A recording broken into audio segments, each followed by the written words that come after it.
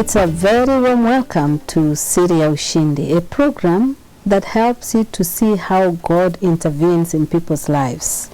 In the last many editions, we've had people that God has seen through rough experiences in prisons, and now they testify that God was good to them, He kept them, and He's still good. That's why they're out and they're serving.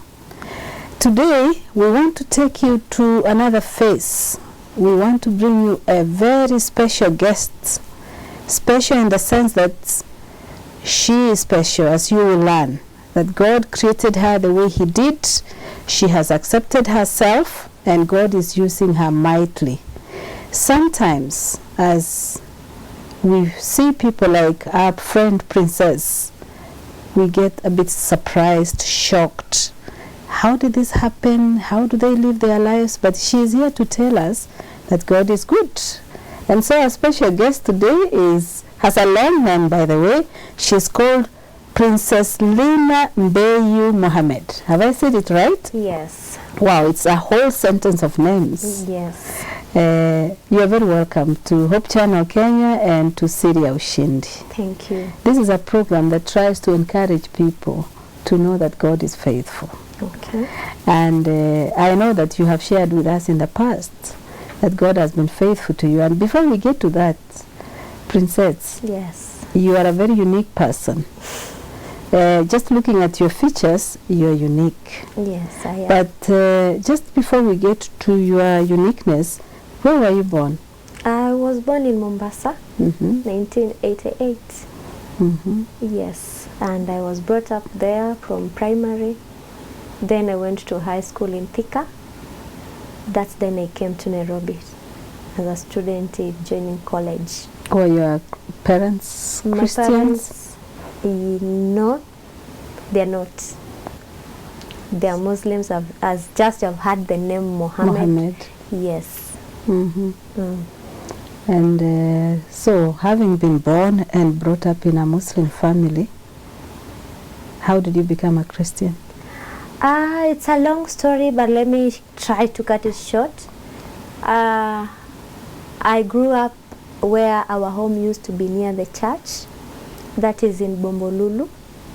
So anything that could take place around that church, our window, we could just hear everything coming from the window.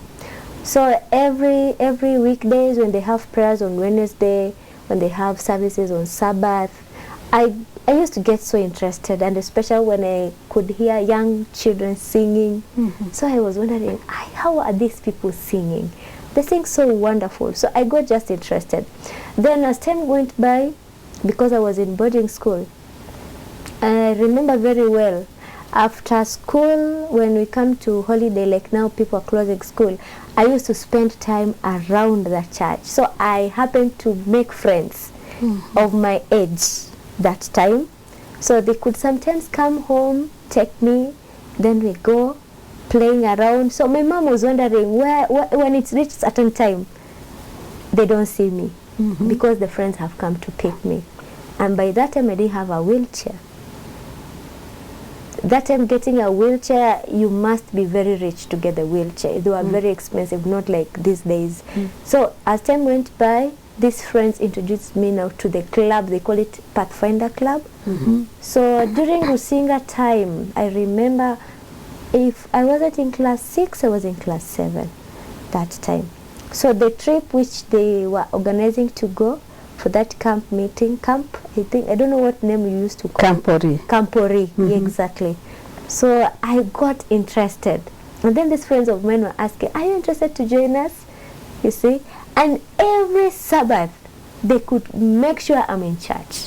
But how did your parents take it? Before they realized it was too late. Because we used to have 2 doors, the front door and the back door. So I was too smart to sneak with the back door. And even my 2 sisters, I used to go with also my 2 sisters. I influenced them. So when I'm not around, mom could wonder. But at the end of the day, and she could be told by neighbors, oh, I've seen your child around that church. Maybe she's there playing with the rest. And because my mom never minded me socializing with other kids, in fact, she was very happy when I socialized with kids that time. But so unfortunately, they didn't know, all of them. They didn't know what my intentions were. So going back to school, I used to have friends also who could bring me the voice prophecy. The Bible study, the lesson guide, and the hymn book and all that. So I didn't understand. So there's a time in school I was very sick. So a friend, when they had, Princess, she's very sick in school. Because they knew exactly where I was schooling in Portrays, this young girl, she told the mother. And the mother, she was also physically challenged. So she was like, wow, can we visit this girl? So the whole church came to visit me in school. And I felt so overwhelmed. I was wondering, wow, maybe it's the right thing I should do. So in that time, I was like, I need to change my mind. So when I came back now in class 6, that time, because I was in class 3 when I met these people, but because of the age, I was not baptized. Now I was to wait until 12 years. I had to struggle with these things you would read, I don't understand. Sometimes I had to ask people. Until when I was in class 4, now after 1 year, I changed. I started doing Siri. Now teachers were wondering, why are you doing Siri? And you're a Muslim. You're a Muslim. I told them, Siri, it's very tough. And funny enough, in Siri, I could get almost everything. But they didn't understand the secret behind it. So in class 6 then, during camp meeting on August, I made a decision. And I told my parents, I think it's high time I need to be me. Then they asked me why and how. I said, I want to be a Christian. So from there now, everybody was like, what? Yes. Because I've been doing CRE. Now that's my dad became so interested to go and take my report from in school. And found that you actually got I'm doing CRE and I'm getting A's. So it was like, maybe we should give her time. She's a child, something of that. But so funny. And that Sabbath, I remember I had to sneak from home. Because I was told, if you get out of this house, you won't sleep in this house. Now, just before you get to that actual day, you did mention at the beginning that you didn't have a wheelchair. Yeah, I didn't have a wheelchair. And I have seen you and how you move around. Yes. How are you moving around? God is so faithful. From nothing to something, that is what I can say. Because those days, a manual wheelchair could go for 20 plus. And now, in between that time before I made that decision to be baptized, the church members took an initiative. They contributed and bought a wheelchair. Okay. So you were sneaking in a church wheelchair? I was scrolling. I was scrolling down. If you get to happen to see my photos that time, my mom could tell you how funny I used to be. My clothes were ever dirty. Scrolling as long but I thank God these people could carry me. They could carry me, take me to church, then bring me back. But when they bring me back, I'll get some canes, serious canes. Oh, really? Number 1, I haven't done my homework. Number 2, there's some household, I've not done it. Everyone has a duty in that house. Princess has not done anything. She's here, it's already 6. You can imagine how a mother could be that time. You have not met the goals of that day. The assignments are there, households are there, you have to play your role as a girl. That time, every girl could play to do something. But so unfortunately, Princess was busy with other friends, singing, running here and there, jumping. Imagine I could not, that time when I'm in church, I could not even realize I'm too special. I need to relax. You jumped around with your limbs. Totally. Now, that's really motivating. The fact that you got a lot of interest in the things of God, just from childhood friends. Yes. and because you sort of put your ears through the window to hear what happens in the church, and you finally gave your life. Yes. But before that, you were born in a Muslim family. You are a girl. Yes. Do you recall your early childhood days? Like, how was life in your condition? You've mentioned that you used to do some house chores, but generally, how did you find yourself different from other children, other girls? Many a times I could not accept the reality. That is me. And I'll live with it for the rest of my life. And sometimes you could be teased off by other kids who don't understand the reality. I mean, let's start from the time you became conscious of yourself. Okay. That this is princess. My feet are not like other girls or other children. My hands are not the same.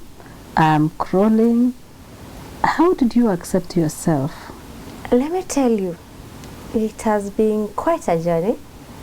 I've gone through a lot of counseling. This mirror, people look themselves before they leave the house. I could not look myself at it, because anytime I look myself at that mirror, it gives me a different personality. And my mom could talk to me. Sometimes we cry together. And when you have relatives who don't care, they will tell you so many words. But I thank God and I really appreciate God for everything. My mom has been very strong, because when I was born, she was told it's a curse, number one. Number two, she was told to dump me, because it will be a burden, I won't be of help in the family. But funny enough, my mom had to run with me from hospital because we were twins. But the other one was very fine with no disability. So people were very much interested with the other child, not princess. So when my mom decided to run away with me from the hospital, that's then I survived. So even up to today, if I do something wrong, she could just stand and tell you, beat me, not her. We went through a lot with my mom. Then all of a sudden we met our grandmother, the side of my father, who also was strong. She took care of me. She could make sure I go to school. And she was not a Christian, eh? No, she was not a Christian. But of all the granddaughters she had, I was the most loved one. No wonder you have the name Princess. Yes, in fact that name came from her. She could, because I wasn't too social that time. People were teasing me. The fellow age mates were like, no, look at this girl, that's when anytime these people tell me that, I could just get into the house and cry, because I was wondering, what makes me different from the rest? I had so many questions. So it reached a time, I used to have a room where we stay, my own room, just to play. I could play alone with no people. So my grandmother could come with some few rice, little rice, these things. The ladies, how they play with kalongolongo. That's how I learned to be responsible. Because she could train me how to cook, how to wash utensils, how to keep clothes clean, everything. Let me call it homeschooling. Because by the time I went to school, I could write, I could speak, and when you give me the exam, you realize I'm the number one. You talk of writing. Yes. Show me how you write. There's a pen there and there's a piece of paper. Just write for me. I mean, I'm interested to see how you do it. What do you want me to write? Write your name. My friend, you should know people. Life is a journey. Yes. Life is a journey, and I'm a left-handed, meaning I'm the next president. Oh, wow. Yeah. Okay. So there you go. You're moving your things around. So what do you want me to write? Just write anything for me. There's nothing like anything. Okay, write, God loves Princess. Definitely, he does. Okay. I might not be I didn't even comfortable. notice that you're left-handed, actually. Yeah, I'm a very much left-handed. Mhm. Okay. Mhm. Wow, God loves princess. Exactly. So he you went to does. school, first day, you already knew how to write. Yeah. How did that feel like when you saw, how did children react, your classmates? My friend, you know kids how they react. Yeah. Because they could come around me, surround me, and see how I do write. Mm. And even when I was in class 3, class 6, class 8, people could take my book and copy the notes from me. Mhm. Because I was fast. Mhm. When the dictation took place, I could write. Mhm. And if at all I didn't hear that whatever you have mentioned, I just give a space. I'll fill it later. Mhm. But people could take my book and copy the notes. Mhm. Yes. So your grandmother taught you how to wash. Are you saying you do your own washing, your own I cooking? do everything. You do chapati? Everything. Any meal. Mm-hmm. Yes. I know that you did share that you live quite far from the city center, and you Yes. have a full-time job with a national broadcaster. You are a Yes. trained journalist Yes. and currently doing your master's. I'm about to do it. I haven't started. You are yet. going to start doing it. Yes. Now, looking at you, Princess, Yes. and the things you've just mentioned and how God has led you and the role of your mom. I know we'll come to this in the second part of the program, but have you ever met people of other disabilities that you think were quite disadvantaged because of the kind of families that they came from? Yeah, and it happened first when I joined high school. You know, when we people with special needs put together, there's this thing, we can't encourage one another. But when you split us to interact with you people, we feel better. And I don't know if it's me alone who feels this, because when I was in primary, the school which I was, we were mixed. People with special needs and those who don't. So there was a lot of competition, from classwork to social life. You want to look better and smart always. Mm-hmm. You don't want to be defeated. But when we are of the same disadvantaged people, if I may say that, you realize even if I want to help you, you feel like I am undermining you. Mm-hmm. You feel like I pity you, of which some of us, it's hard to accept. So the first role, it's a parent. If he has not or she has not played the real role of a parent in that child, trust you me, that child will find that person in the streets. Mm-hmm. And that's why if you take a quick check in town today, majority of people who are in streets, they're not Kenyans. Mm. Because for us, we have special schools. We have high school and we have primary. And we also have special classes for people with special needs. But if this parent has not get someone to guide, that then you will find this person on the streets. Because if you will not rebuke this child today, this is wrong. Trust you me, he will always do the right thing. But if you keep sympathize with that child, she or he will not know how to struggle with life. Personally, do you know I never used to feed myself?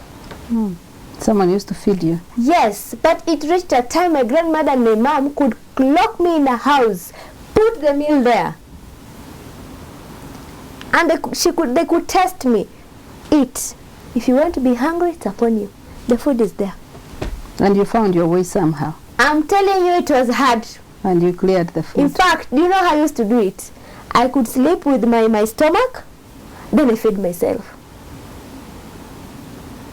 Because if I won't eat that food, that door won't be opened. And if it will be opened, the food will be taken. So the following day, the same thing. Now, when they realized I struggle with my stomach, now she asked me, is there a way you want me to help, but I won't feed you. So they had to do something like a table. So when the food is ready, they could put the meal on the table.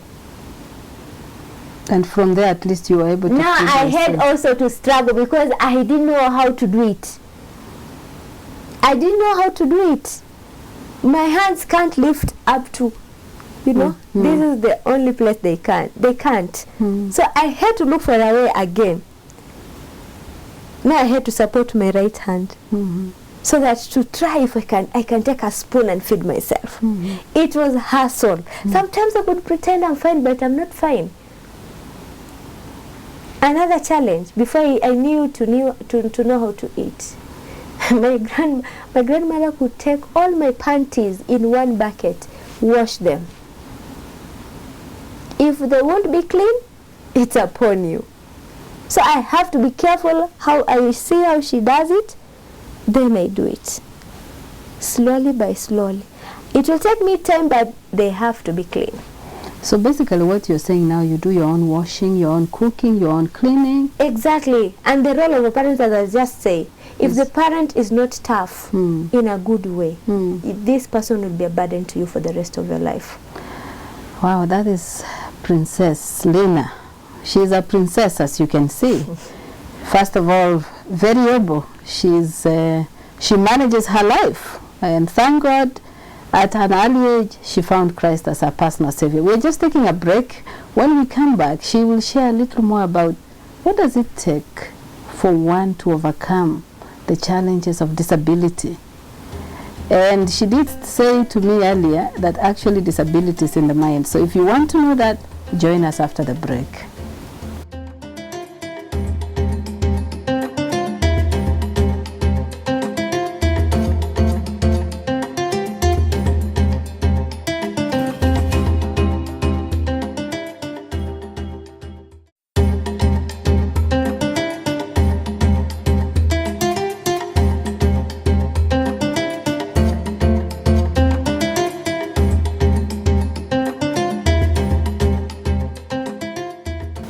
You are again welcome to part 2 of our program, Siri Ushindi. Just before we took a break, we were talking with Princess Lena Mbeyu Mohammed. Lena, born in a Muslim family, converted to Adventism, a strong lady here. She sings in the choir. She's a journalist who works for the national broadcaster. And guess what? She moves around so comfortably, you wouldn't think she has any physical challenge. She tells me the disabilities in the mind. And just before the break, she talked about the role of parents in helping a disabled child gain ground, become self-supporting in some way.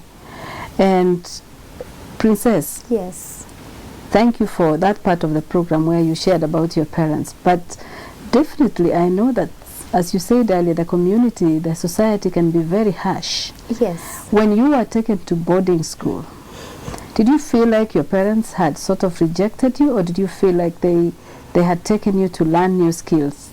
And in boarding school, did you find other fellow students who felt like they were sort of rejected?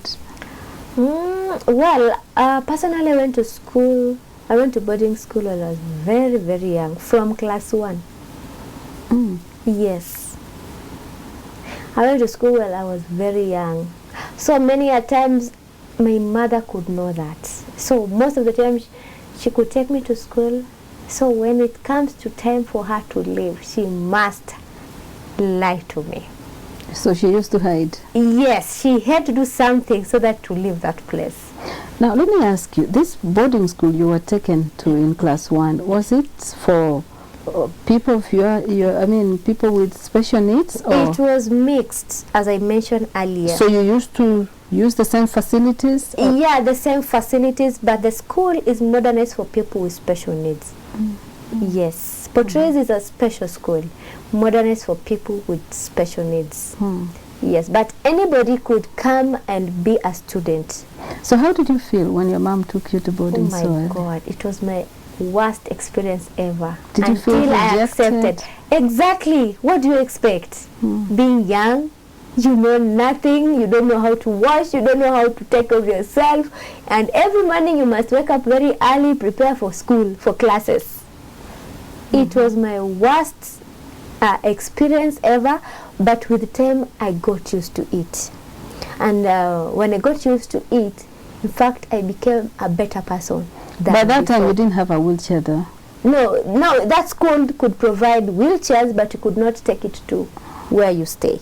So you use it around in school, Mm-hmm. yes, but not in the house, at home. Let me ask you some sort of difficult question. Okay. How did you used to shower? How did you used to, yeah? I do everything just like any person can. Although people with special needs have various abilities to do their things. Personally, if I'll explain to you, you won't understand until you see me do it. So most of the time, those are the questions my mom could be asked by the caregiver in that school, because we used to have house mothers who could take care of those people who can't. But for her, she could say she can do it. She'll wash herself. So the only thing she could do, every time there is a visitation, she must show up herself, so that to see how clean I've been, number one, are these people doing a good job, or I can take care of my child. So she could come, bathe me, change me the clothes, because I was still young. I don't know where to wash, where not to wash. So she could take care of that when she comes to visit me every month. At least someone could wash me. But as time went by, now she had to teach me how to do it. Because even when she comes, even up to today when my mother visits me in my house, if I feel like you have to wash me, mom. Do you know, I just get into the bathroom and then she come and help me.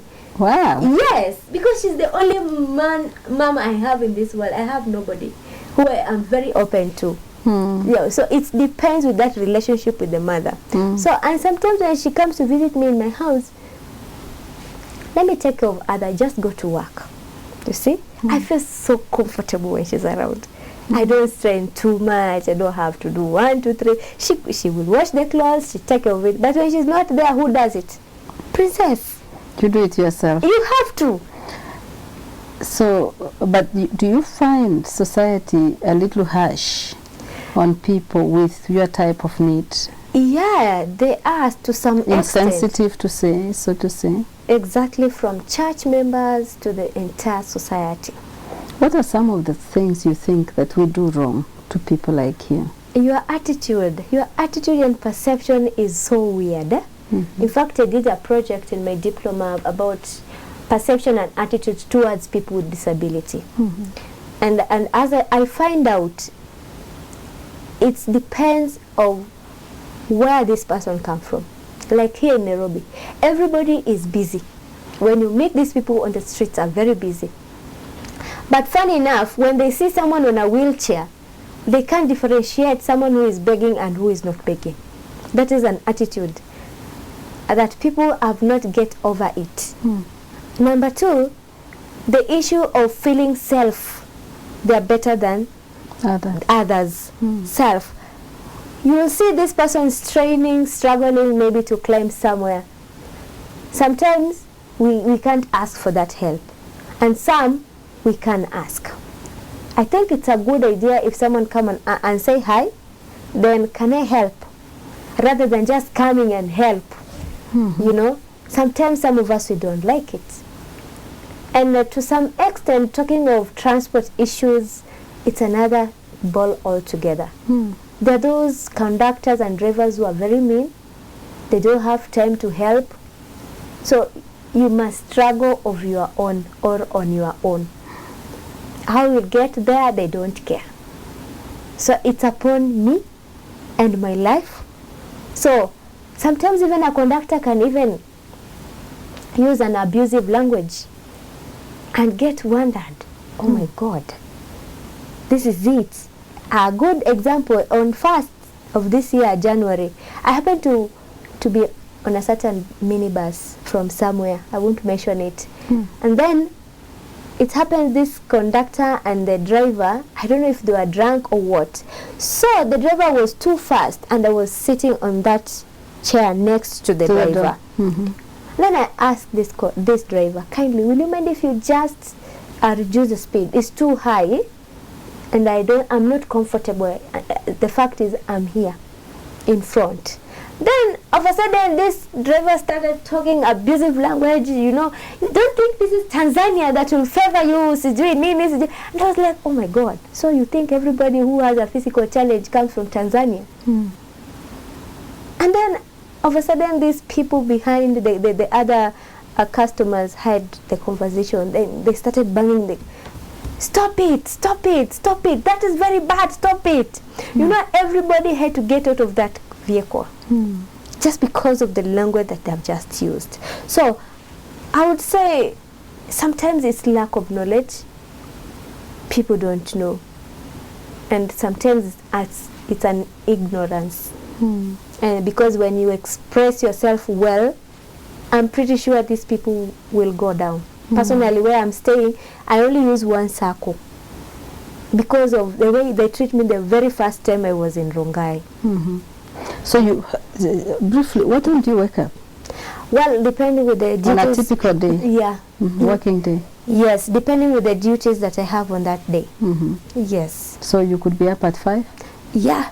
I do wake up very early. I do my things, but getting out from the house, depending with the duties. Like today, I had to get out early because I had other duties than here. So you've been to other assignments before you came here? Yes. Okay. So Yes. so you get to the bus stop? Yes. And so what happens to your, how do you get in? You just request from these people. When you request, I'm sure if there are people who care, they will help. Personally, I request. And funny enough, nowadays when I get to the stage, everyone wants me to use their vehicle. Okay. Yeah. The princess you are. Exactly. So it makes me feel worthy. It makes me feel, oh, so these people, this is how they view me. Yes. And when I get lost just for like a week and all that, people start calling, I haven't seen you in town. Where have you been? You see? That's friendship beyond that help. Yes. So what you require is not pity. I hate that term. You want to be empowered to do your thing. Yes. In fact, if you're very keen, our theme for this year for special needs, it's having mercy. In the book of Luke. Yes. Princess, apart from working for the national broadcaster KBC as a presenter, Yes. you have extracurriculars. You sing in a choir. Yes. You are a preacher. You are a motivational speaker. And now you want to do a show for Hope Channel Kenya. You even told me it's called Safari ya Matumaini. Yes. How do you create time to do these things? I have a tight schedule. I can't lie. I do. And if someone needs me in that church to minister on that Sabbath, you must book as early as 2 months before.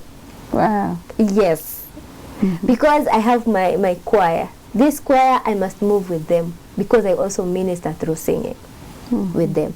And when I miss them, to be with them that time, sometimes people ask them so many questions. Where is she? Why? You see? But when you tell me in advance, and maybe we have other invitations with this choir, then if that choir we got that invitation of the very date that you want me to come and minister, I'll have to cancel yours and join my choir because it's already in the fix. Then if you want me to go and minister and you sent an invitation earlier before my choir got any invitation and all of a sudden just came in, then I'll have to cancel this choir and come for my appointment. Yeah, to your so basically you're saying that your life is full, you're busy. Very busy. And you don't even find time to think about, oh, how can I do this and how can I do this? It has to happen. Whether you are busy or not, it has to happen once in a while. and especially at night when now you're getting a rest. I have two more questions. One, so how is your relationship with your parents, with your family generally? They're not Christians, they're Muslims, and you're a Christian and an Adventist. I thank God. I don't know how he works, but I thank God. I feel so honored in that family, despite whatever happened. When they miss me, they call me. When I miss them, I call them. Despite that I have spiritual parents, I'm too much interested to the biological parents, rather than the spiritual parents nowadays, not like before. Because I think they have come to realize what I've always wanted to be. At first, my dad was like, you get lost, But when they see, this girl, she's aiming. She has goals. Haven't messed up in anything. So they're like, oh, okay. It seems she's doing well. So when you go back to Mombasa for holidays or any visit, you actually walk into an Adventist church on Sabbath, and on Friday they go to the mosque? In fact, let me shock you. If I oversleep, my dad wakes me up. All right. Yes. In fact, she'll come at my door. Are you not going to church today? Wow. Yes. And so far you're the only Christian in your family? The only Christian. Okay. Yes. But you get along well? I get along well, and I thank God as I'm talking to you. My dad did this book, Great Hope. I bought The Desires of Ages, and I went and put it on the table like this. And then my dad was like, what's this book for? And I don't know. You can have a look at it. I just went. 2 months ago, he called me and I said, hey, my daughter, you are a wonder person. And I asked him why. I've just read this book. You put it on the table, and I was like, okay, how is it? I haven't read it. I want to. I'll come. I'll read it. I'll look for one another time. But he doesn't know I've read the book. Yes. So I believe with time God will do His will. Amen. Yes. Now, my other question is, you are very keen on starting a show with Hope Channel Kenya. The show is called Safari ya Matumaini, and you tell me that your interest is to get people of special needs. They could be blind, they could be deaf, they could be anything, but they have a need. Yes. That you think, people find a little difficult to cope with. For instance, if someone is deaf or dumb or things like that.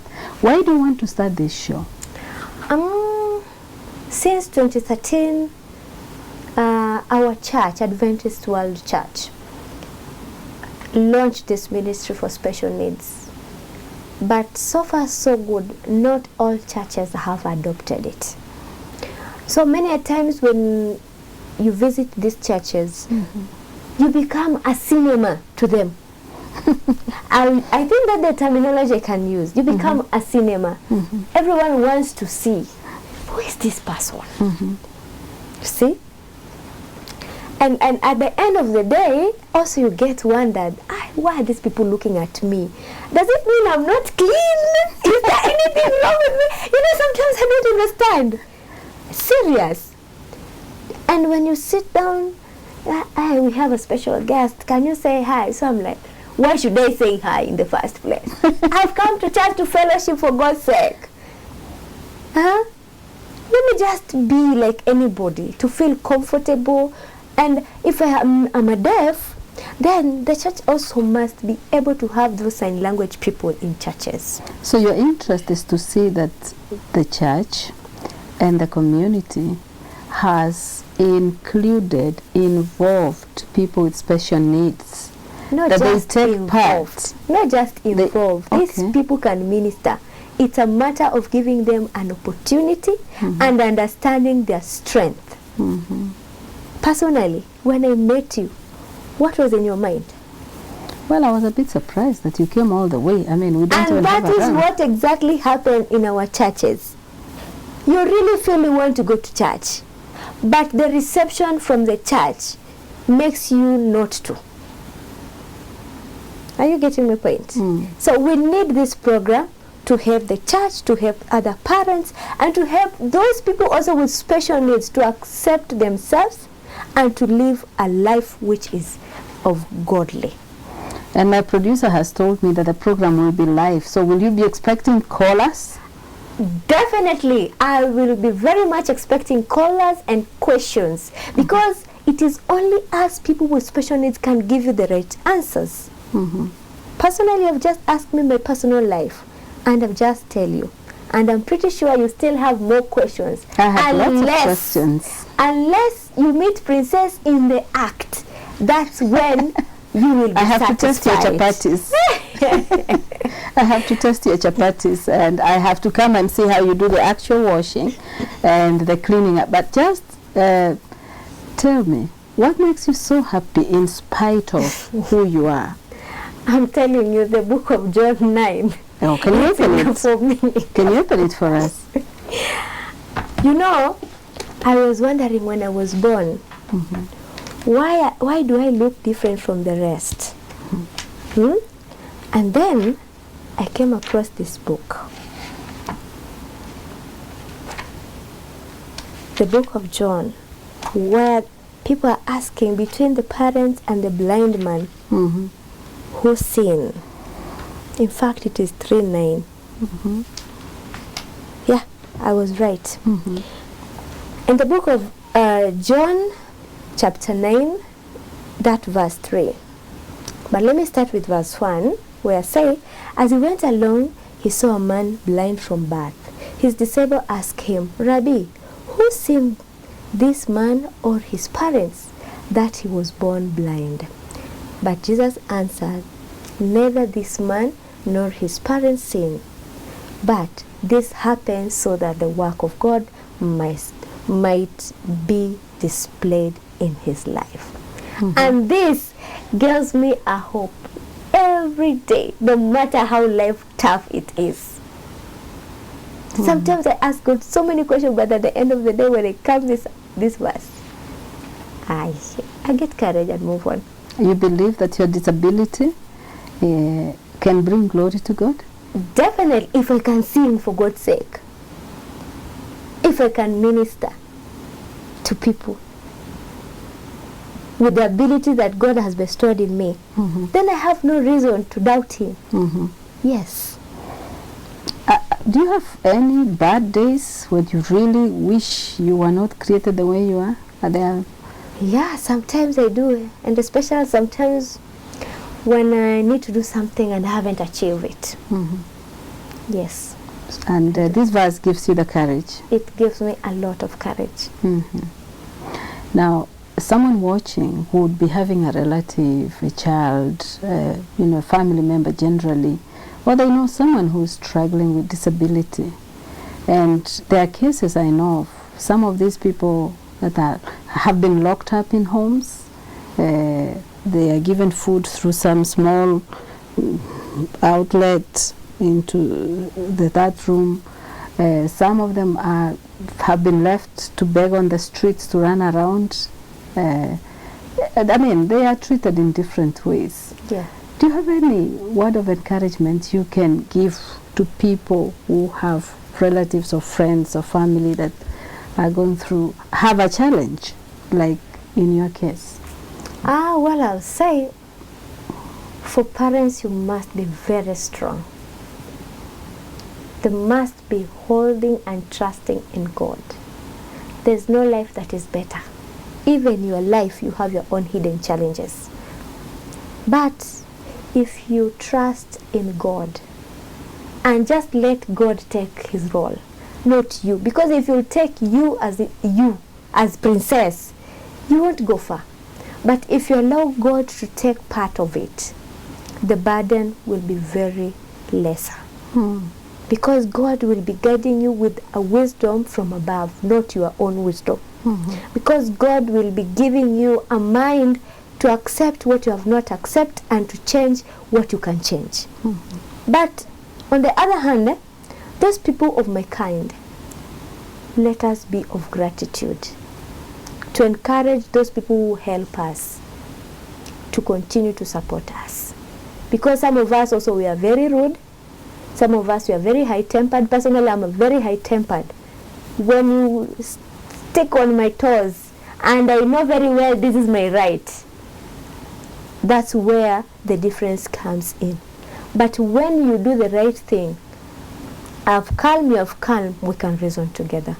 But on the other hand, don't take advantage of your disability, because it will not help you. In fact, God will not even forgive you, because there's every ability in a disability, whether it is small or it is big, it doesn't matter.